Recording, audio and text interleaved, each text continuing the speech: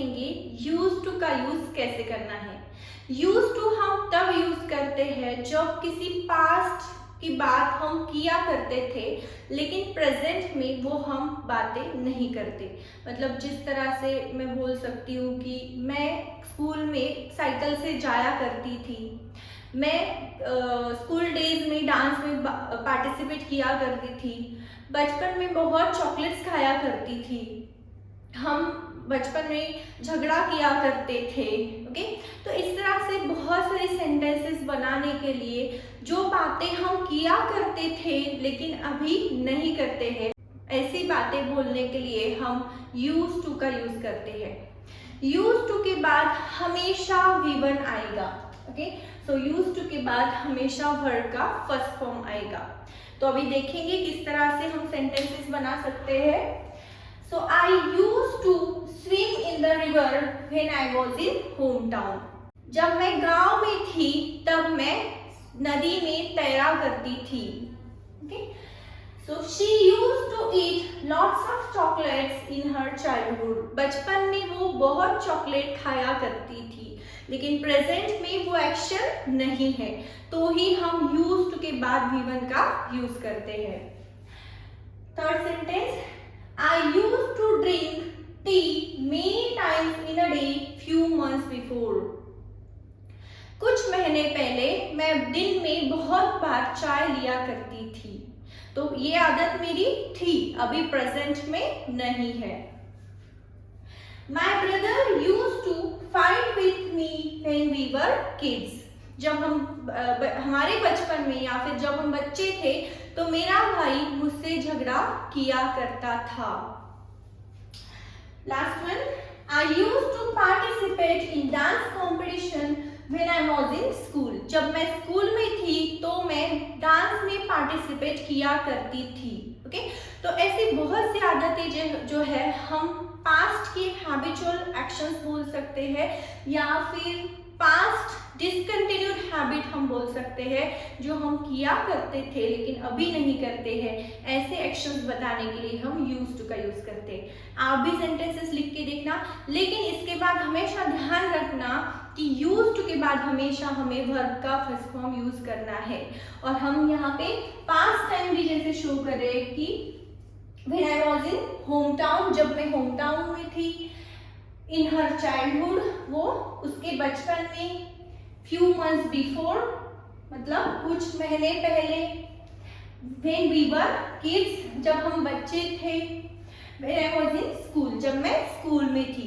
तो इसमें हम हमेशा टाइम जो लगा रहे हैं पास्ट का लगा रहे हैं, few years ago, few months before ऐसे भी आप लोग बोल सकते हो। Okay, so write down some sentences on this. अभी हम देखेंगे कि प्रेजेंट में अगर मुझे हैबिट बतानी है कि मुझे चाय पीने की आदत है, मुझे घंटों तक कंप्यूटर पे काम करने की आदत है, तो इस तरह के सेंटेंस प्रेजेंट की हैबिट के लिए किस तरह से हम बना सकते हैं वो देखेंगे।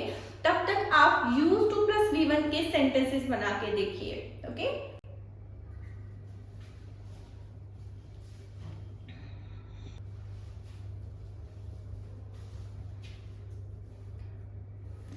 अभी हम देखेंगे प्रेजेंट हैबिट किस तरह से बतानी है। सो पास्ट के हैबिट में हमने यूज टू प्लस V1 का यूज किया था। प्रेजेंट के हैबिट के लिए हम am, is, are, use to और वर्ब को ing फॉर्म लगेगा। जैसे कि हमारी एक्शन हमें आदत है, इस तरह से प्रेजेंट की हैबिट बताने के लिए am, is, are, use to plus V1 ing का यूज करेंगे। Okay, so let's see the examples. I'm used to drinking tea. मुझे चाय पीने की आदत है।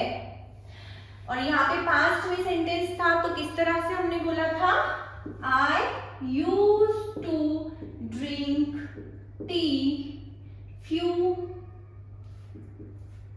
days before. ओके, तो यहाँ पे used to के बाद हमने V1 का यूज किया था और यहाँ पे हमने पास्ट टाइम बताया था। लेकिन प्रेजेंट की हैबिट के लिए हम बोल रहे हैं am, is, are, used to plus V1 ing। Okay, so I am used to drinking tea.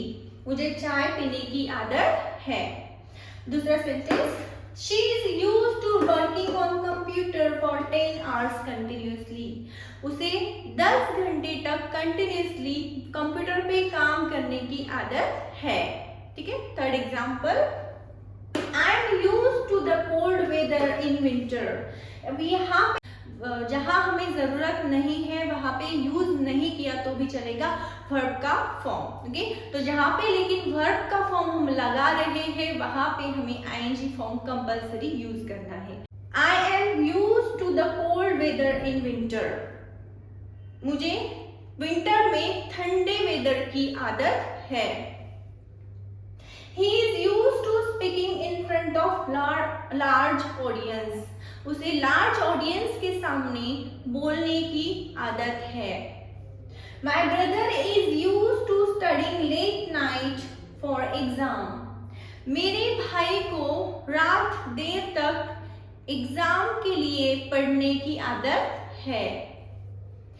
I am used to the spicy food. मुझे स्पाइसी फूड की आदत है।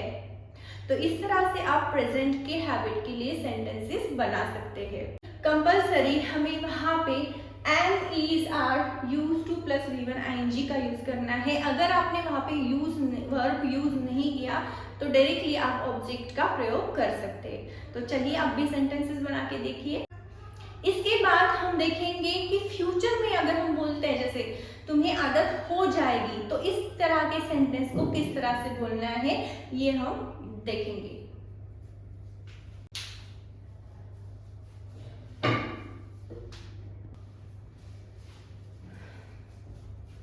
अभी हम देखेंगे फ्यूचर की हैबिट किस तरह से बता सकते हैं। जैसे आदत हो जाएगी, ओके, तो फ्यूचर में हम बोलते हैं ना तुम्हें आदत हो जाएगी, तो इस तरह से sentence will be use to verb को आईएनजी फॉर्म अगेन यहाँ पे लगेगा। ठीक है, सेंटेंस देखेंगे। I will be used to speaking in English after few months. कुछ महीने बाद मुझे इंग्लिश में बोलने की आदत हो जाएगी।